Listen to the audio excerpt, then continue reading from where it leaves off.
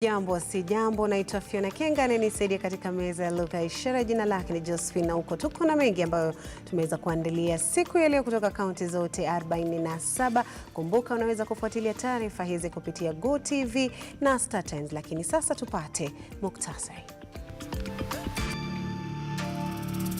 Vidokezo vinaletwa kwako kwa hisani ya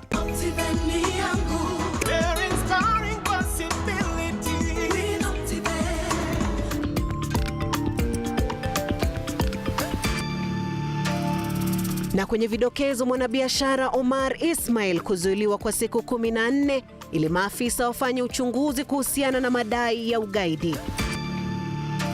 Kwingineko, mahojiano ya mawaziri wateule yaingia siku ya pili.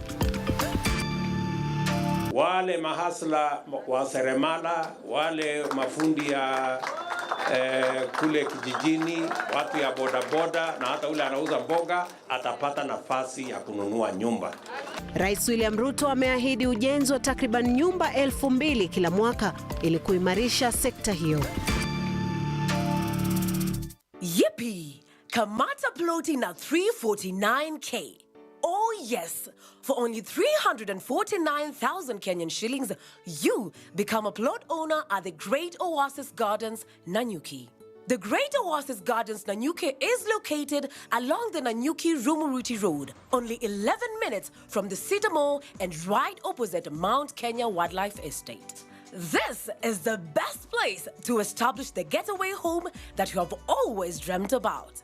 For every 349,000 that you deposit or pay as installment towards any of Optivent's plot of land, you get 10k cash back instantly. Jaza basi twende Nanyuki. Bigger is indeed better.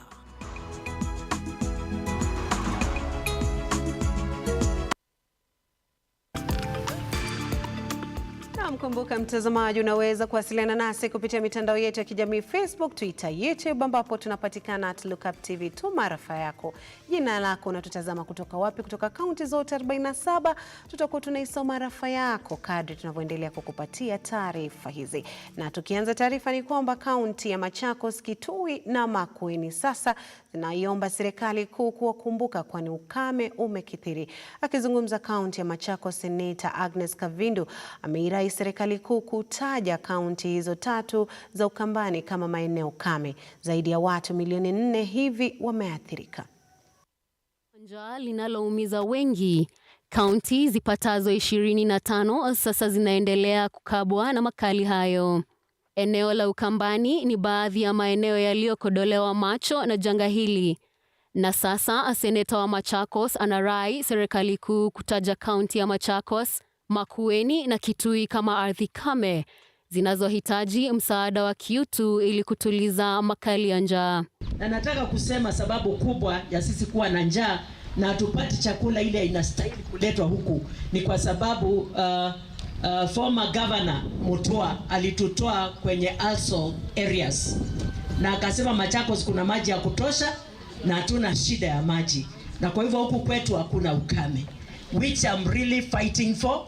I've taken a statement to the Senate and I'm fighting for us to be taken back to the also areas because hatuna maji na tunastahili kuwa kwenye eneo hizo hivyo ndio tupate maji, tupate chakula na tupate misaada ile ingine ambayo inaambatana na hizo. Aidha, Agnes Kavindu alisema idadi kubwa ya walioathiriwa ni wanafunzi ambao njaa imekuwa pigo kuu kwa masomo yao.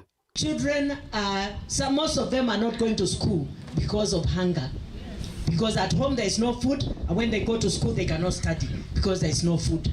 And so I'm requesting his president William Samoei Ruto, when he's considering other areas which are also areas, to consider Machakos County, Kitui and Makueni.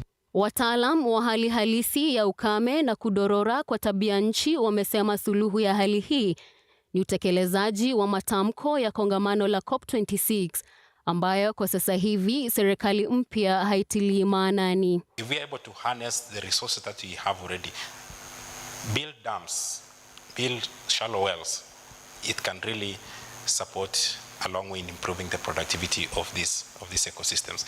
Kufikia sasa, watu wapatao milioni 4 wanakabiliwa na baa la njaa katika maeneo mbalimbali na haswa kaskazini mwa nchi. As a country, we need to be prepared for droughts. Yeah, there are drought mitigation strategies that need to be in place, and there are warning systems that are already in place. It's just that either because of elections, government did not take the precautionary measures that they needed to do, and those are things that are beyond the mandate of World Animal Protection, but we engage at certain levels around some of these things. Wangari Njoroge, runinga ya Lookup. Kwingineko, maafisa wa kukabiliana na ugaidi wameiomba mahakama kuwapa muda wa siku 14 kuendelea kumzuilia mwanabiashara Omar Msham Ismail ili kukamilisha uchunguzi dhidi yake kuhusiana na kujihusisha kwake na visa vya ugaidi nchini. Ian Keitani ametuandalia taarifa hiyo.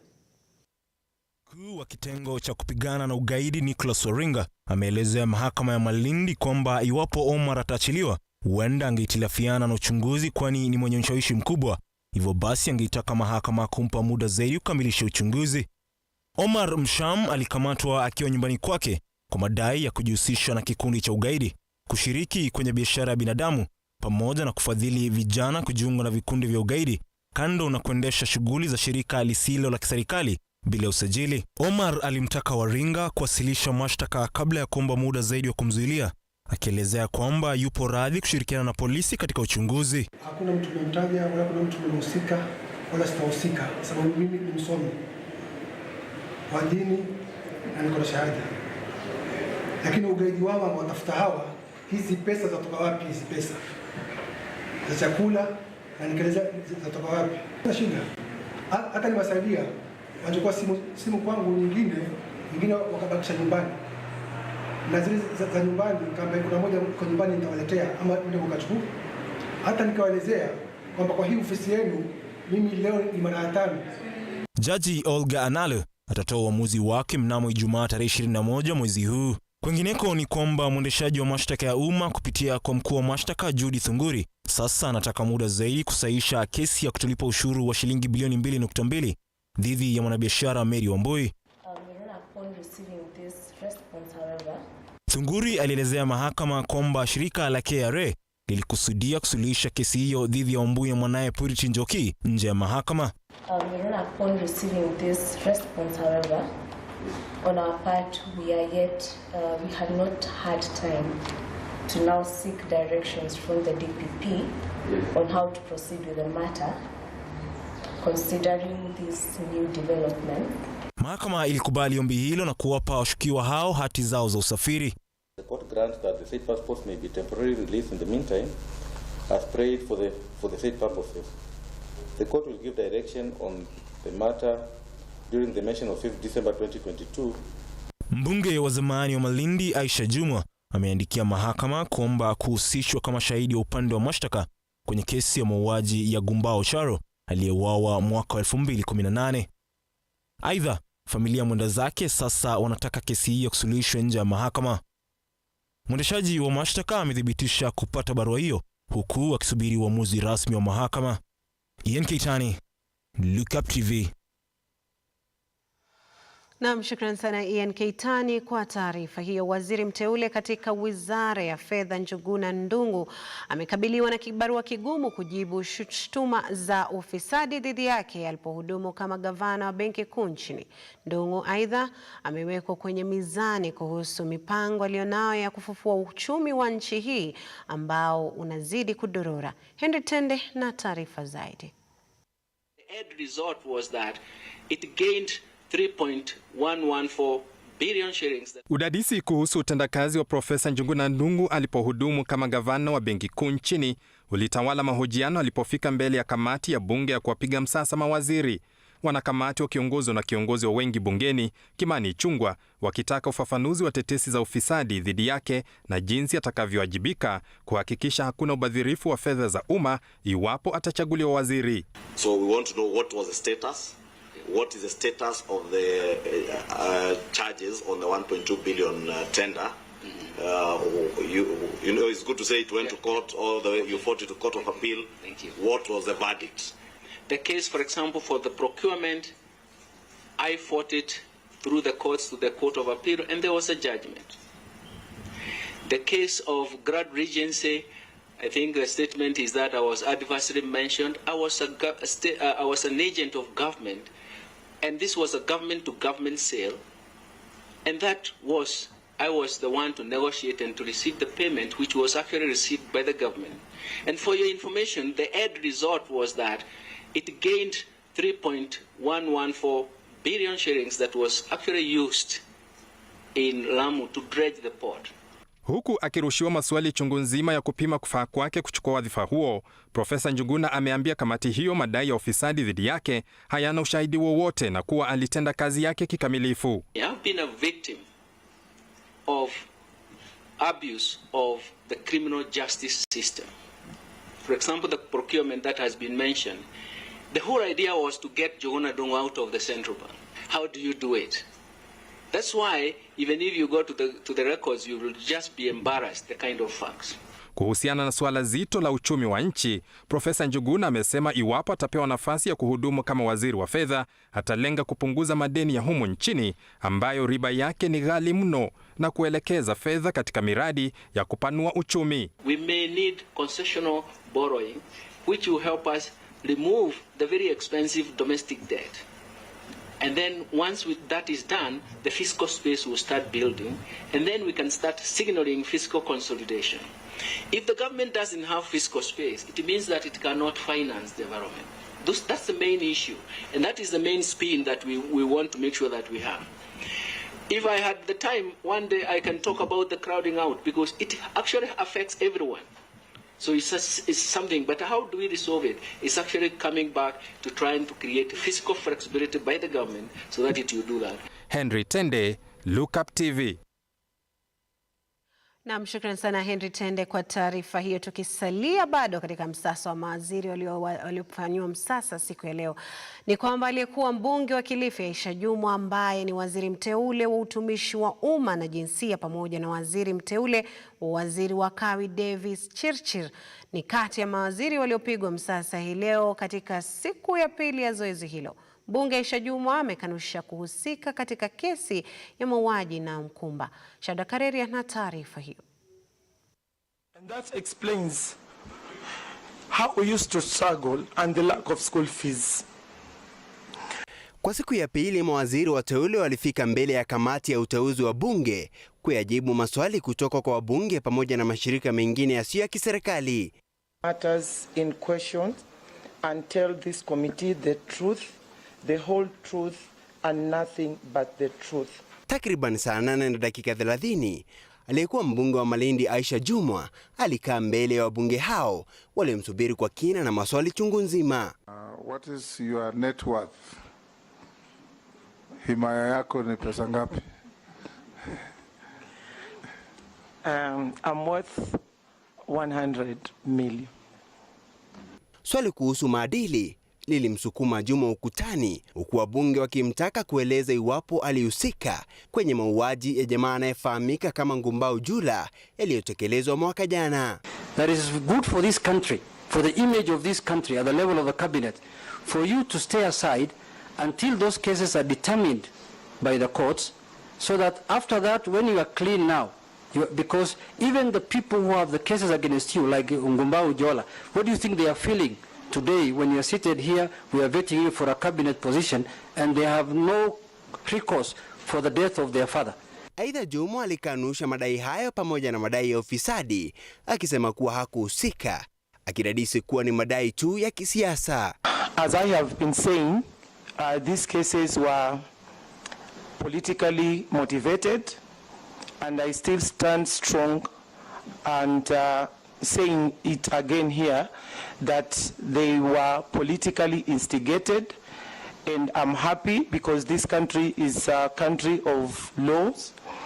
Juma pamoja na mlinzi wake wanaandamwa na kesi ya mauaji ya Ngumbau Jula ambayo bado hiko kotini.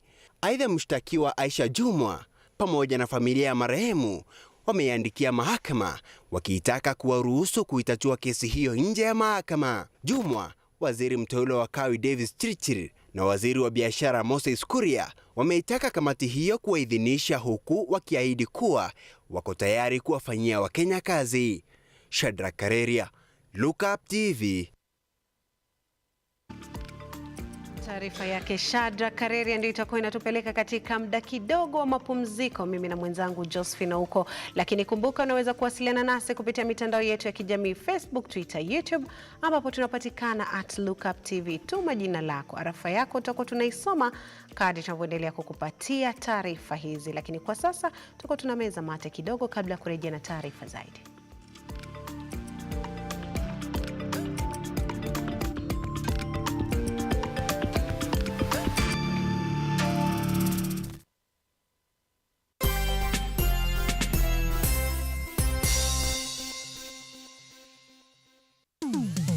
Hapa kazi tu inaendelea kuwasaka na kuwatambua wale ambao wanafanya kazi extraordinary na zile kazi za kujituma. Biashara yote unaambiangwa, as long as you have a plan, you can do it. Our service is about kufurahisha the customer.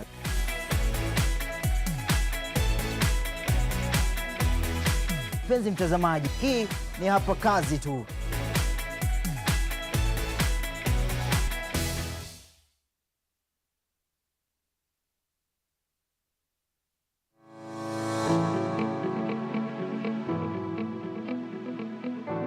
For all your football, F1 and World Cup kits, Carrington Sportswear Hub is your plug for quality sporty merchandise.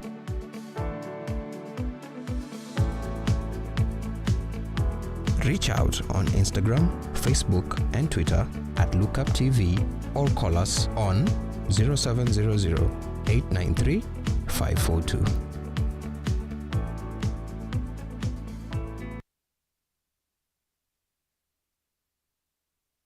Vera Beauty and Fashion College is focused on being the leading technical and vocational training institute in the region. Our team possesses in-depth knowledge and extensive experience in the industry, offering thorough training in cosmetology, hairdressing, interior design, creative arts, training of trainers, nail technology, and fashion design. With branches in Nairobi, Thika, Meru, Eldoret, and now in Mombasa, our courses ensure that learners are completely equipped with knowledge, competency, and employability skills. Enroll today to be a part of a center of excellence.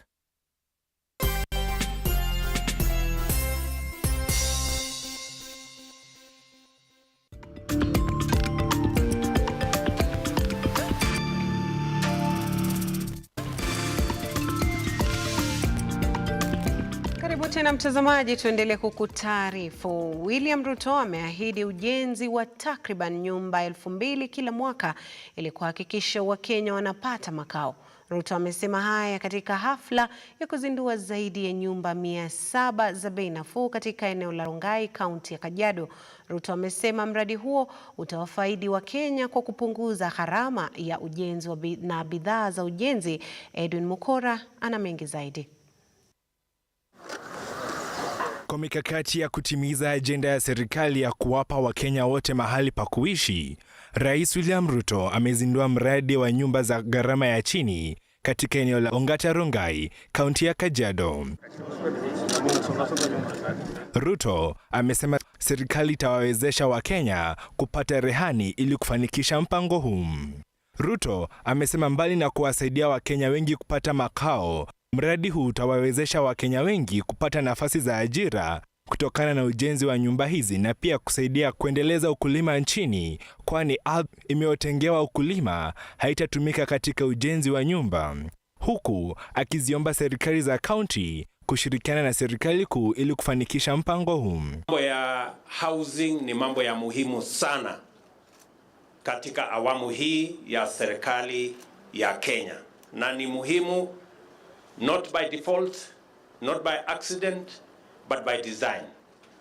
Tuko na makusudi ya mambo ya mpango ya housing kwa sababu ya mambo manne. Ya kwanza ni kwa sababu housing inatupatia nafasi ya kila Mkenya kuwa na nyumba mahali pazuri pa kuishi. Jambo la pili, inatupatia nafasi ya ajira.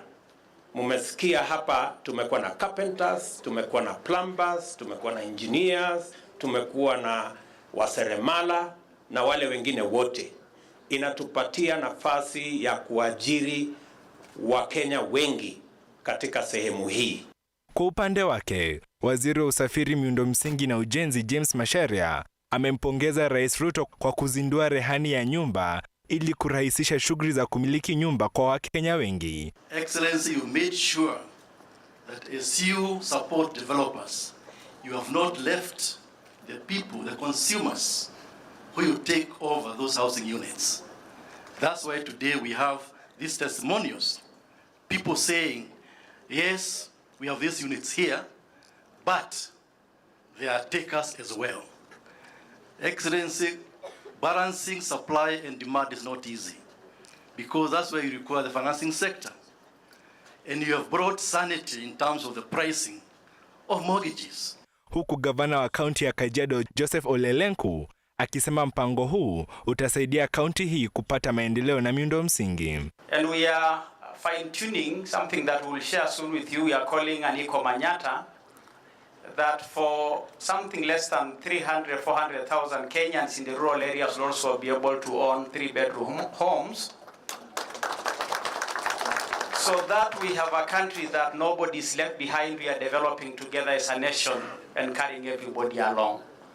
And so I commit that my government will cooperate where we have open spaces to provide the land.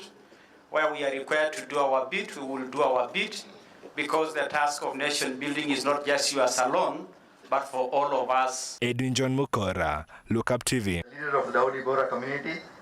He has sent his warmest greetings and heartiest. Naam, shukran sana Edu Mkora kwa taarifa hiyo. Waziri wa Elimu George Magoha amesisitiza kuandaliwa kwa kongamano la kimataifa la silaha na kujumuishwa kwa wanasayansi barani Afrika kutawawezesha wengi kupata ufahamu wa sekta ya sayansi. Magoha aliyasema hayo akiwa mji wa Mombasa. Akihudhuria kongamano la kitaifa la sanaa za kibiolojia katika kaunti ya Mombasa, Waziri wa Elimu George Magoha alisisitizia haja ya kuandaliwa kwa kongamano hili na mijadala kubwa kutekelezwa. Magoha alisikitikia hali ya ugumu wa mataifa ya Afrika kupata ufahamu wa ndani kuhusu masuala ya sekta ya sayansi. Urgent need for a thorough biological weapons convention.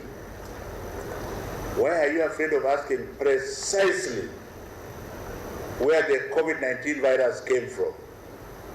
Was there some kind of war between the two big boys? For example, and I'm not saying so, I'm just saying, was there? Magoha alihakiki ushirikiano wa mkono wa utendaji wa serikali katika kuandaa kongamano hilo litakalohusisha wanasayansi wa mataifa yote ya bara la Afrika. I want to assure you of the executive arm of government's total commitment to work with our brothers in the region. The only one I've not seen is the Democratic Republic of the Congo, which is a member of the East African community. It's not here.